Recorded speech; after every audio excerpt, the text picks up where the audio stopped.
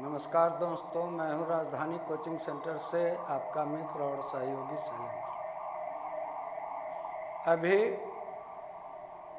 आप civil code clerk की जो पीटी की परीक्षा दे रहे हैं उसका आप मॉक टेस्ट दे रहे हैं। तो ये जो मॉक टेस्ट नंबर 6 है उसका सॉल्यूशन मैं आपको दे रहा हूँ। ये मॉक टेस्ट है आपका सेट 6 है।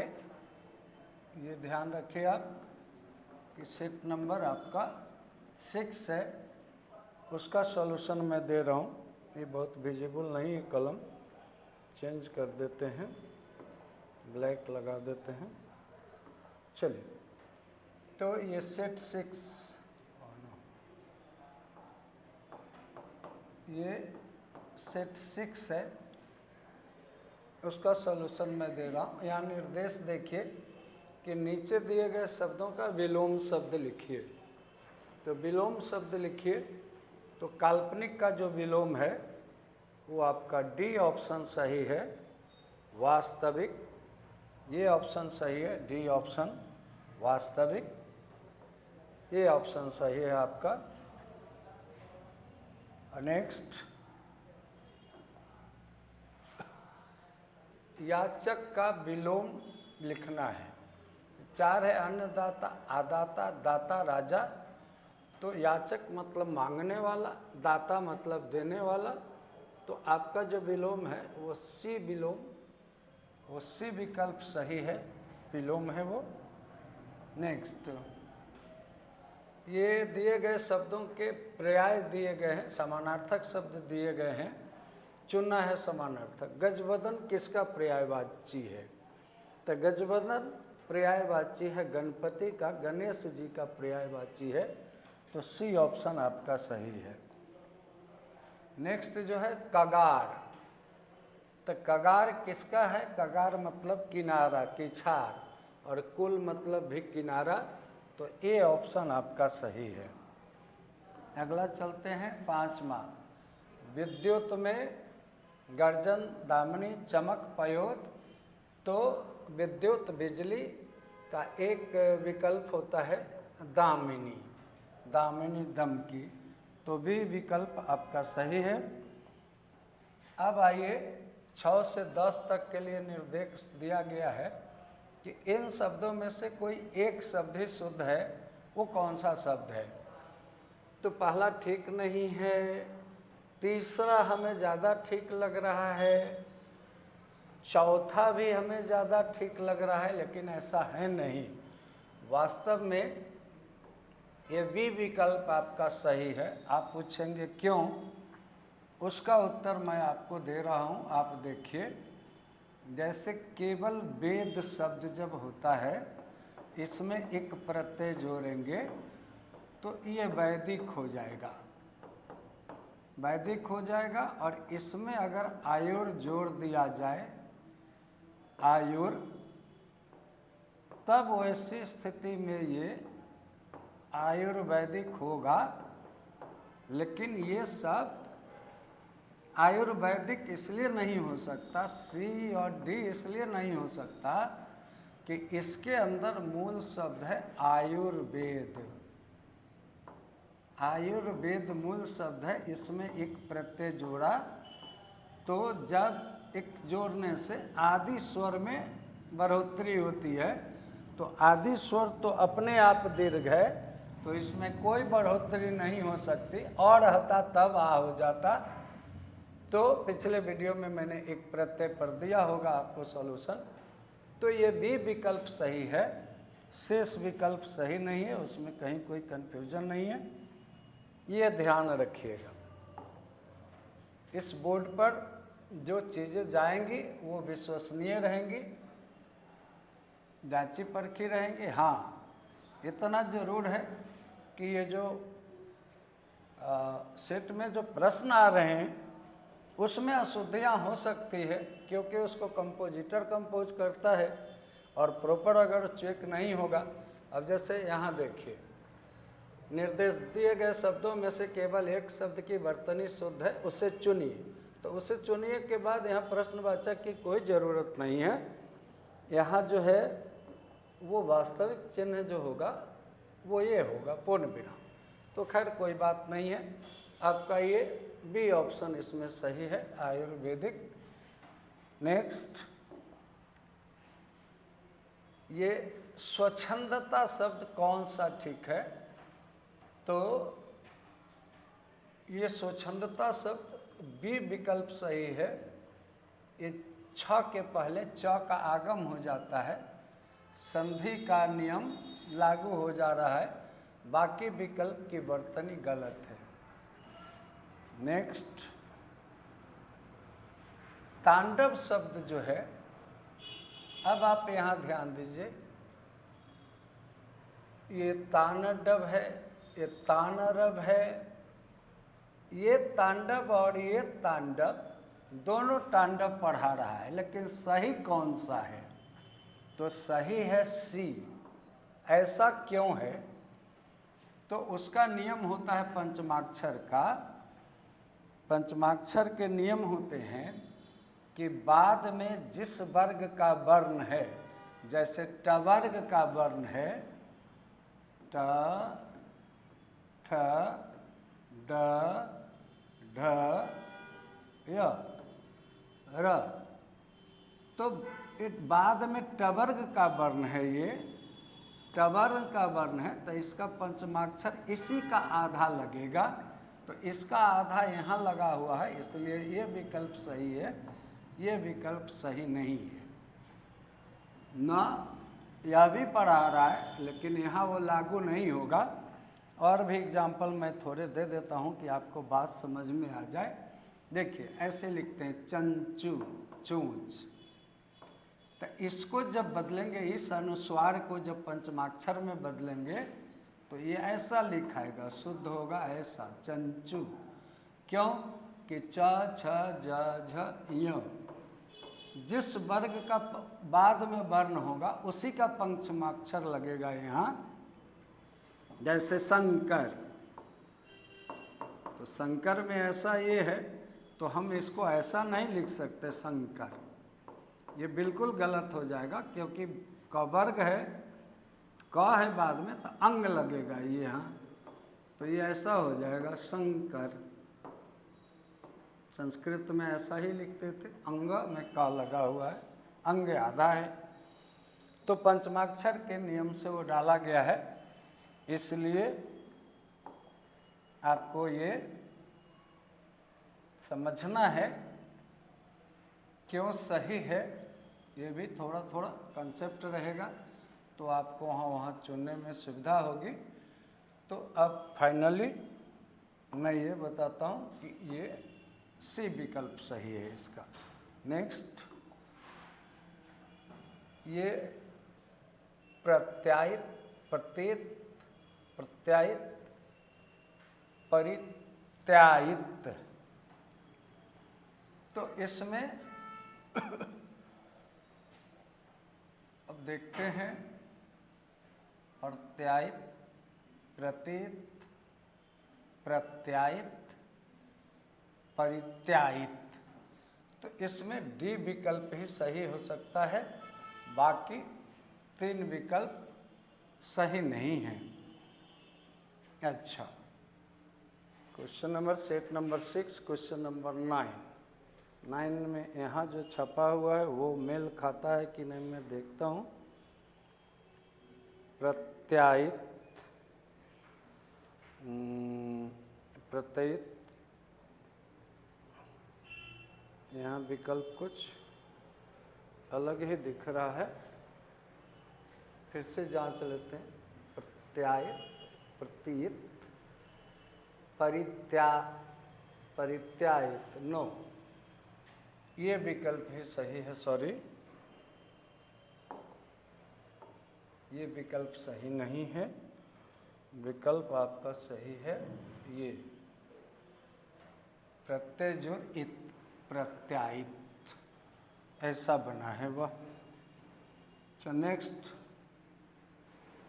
गोपनीयता, तो ये विकल्प ही सही है, बाकी विकल्प जो हैं, बाकी वर्तनी ठीक नहीं है।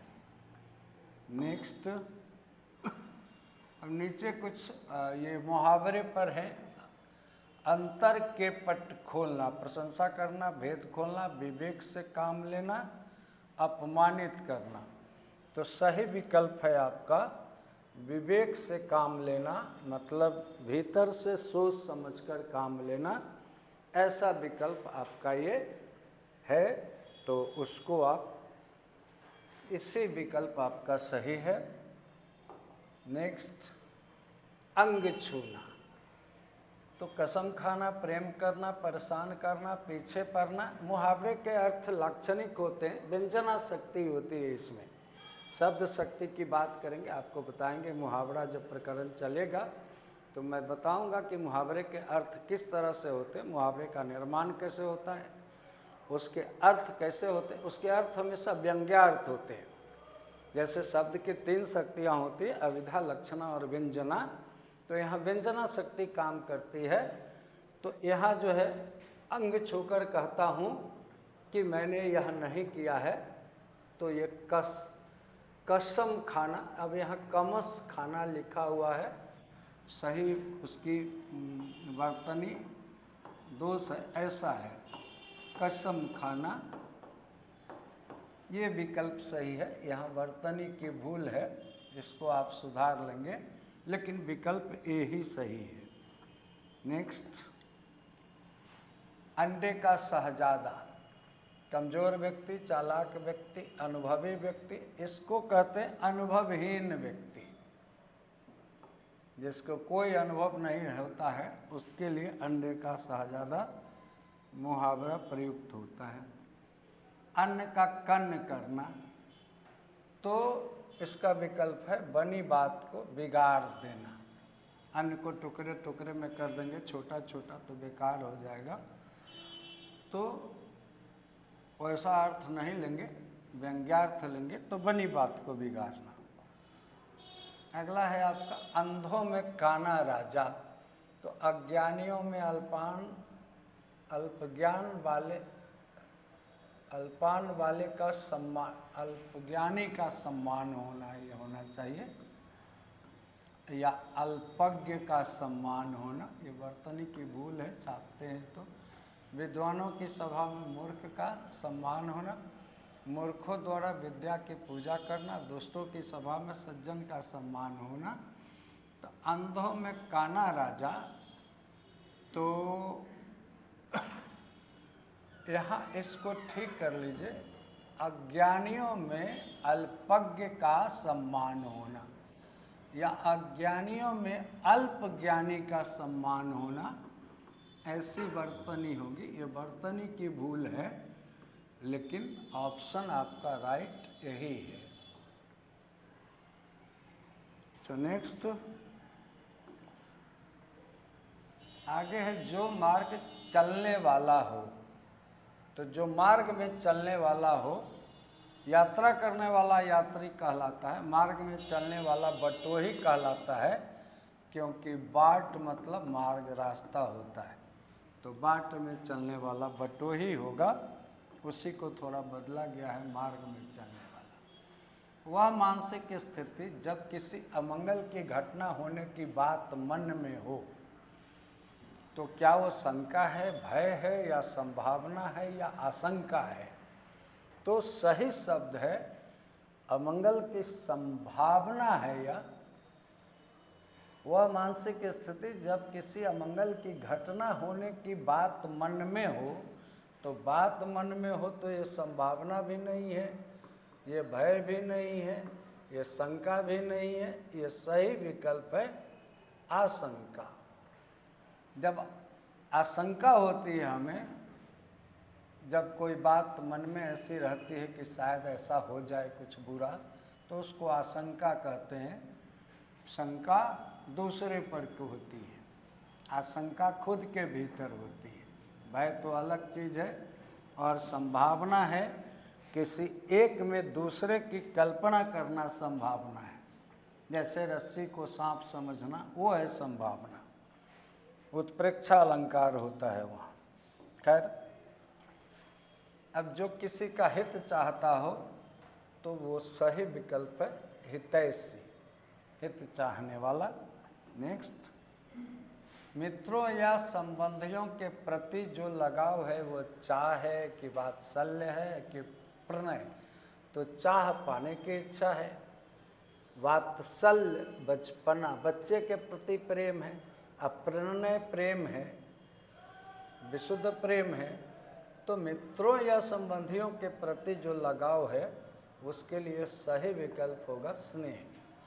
ये माइन्यूट अंतर दिया गया है शब्दों में, प्रश्न अच्छा डाला गया है। अच्छा, जो डर के बल चलता हो तो मकर, कच्छप, कीट भक्षी, डरक। अब यहाँ ध्यान देने की बात है, ये प्रश्न बड़ा खास है। अब देखिए, ये किसी परीक्षा में, पीछे की परीक्षा में पूछा गया प्रश्न है, ये कंफर्म है, क्योंकि ये आपके सेट में तो है ही, अनेक प्रैक्टिस सेट में है और कई साइटों पर भी है शायद। तो ये तय बात है कि किसी प्रासनिक ने, प्रश्न बनाने वाले को, क्वेश्चन सेटर को कहते हैं प्रासनिक, तो किसी प्रासनिक ने ये बनाया है प्रश्न। लेकिन मेरा प्रश्न है इन पर कि डर क्या बल है? डर तो बल है नहीं। ये तो मेरिट और डिमेरिट दोनों गुणवाचक होते हैं। डर भी एक गुण है, लेकिन ये ऐसे भाववाचक संज्ञा है। तो डर का बल नहीं होता। इन्होंने बना कहाँ से लिया, सोचा नहीं। जैसे देखिए, एक होता है शब्द उड़ के बल चलने वाला, उड़ के बल चलने वाला। उर मतलब हृदय, छाती, तो वो होता है उरग। ग मतलब गमन करने वाला, चलने वाला, गमन करने वाला, चलने वाला। और मतलब छाती।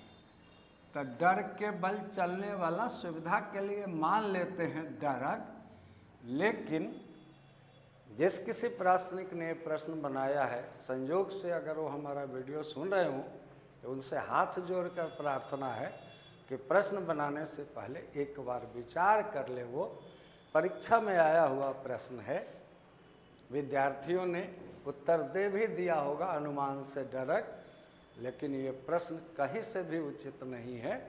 बनाते हुए अपने से क्रिएशन करना अच्छी बात है, लेकिन वैसा क्रिएशन हो जिसमें कोई दाग नहीं हो। ये प्रश्न मानक हो ही नहीं सकता है, ये मैं कहता हूँ, क्षमा के साथ कहता हूँ। वो प्रासनिक अगर मैंने जानता हूँ किन्होंने बनाया है, लेकिन अनेक सेट में है और किस परीक्षा में उसका रेफरेंस दिया हुआ है, ये आदर्श प्रश्न नहीं हो सकता। लेकिन इसका उत्तर यहाँ तत्काल यही है, डर है। चलिए, ये सेट नंबर 6 आपका समाप्त हुआ और इससे आपको ज़रूर कुछ सहयोग या मार्ग मिलेगा। और ध्यान रखिए कि परीक्षा में जो प्रश्न आते हैं प्रायः वो स्तरीय होते हैं। कभी कभी कोई चूक भी हो जाती है, तो वहाँ थोड़ा सा विवेक से काम लीजिएगा, आशा है। और बार बार मैं कहता हूँ, ये बात मैं दोहराता रहूँगा कि अच्छी पुस्तकें ही पढ़िएगा। सभी किताबें अच्छी किताबें नहीं होती है, ये तय बात है। मैं किसी पर क्वेश्चन मार्क नहीं उठाता हूँ, लेकिन मैं भी किताबें देखता हूँ तो मुझे भी पता चलता है। बहुत शुभकामना है आपके लिए, बहुत धन्यवाद।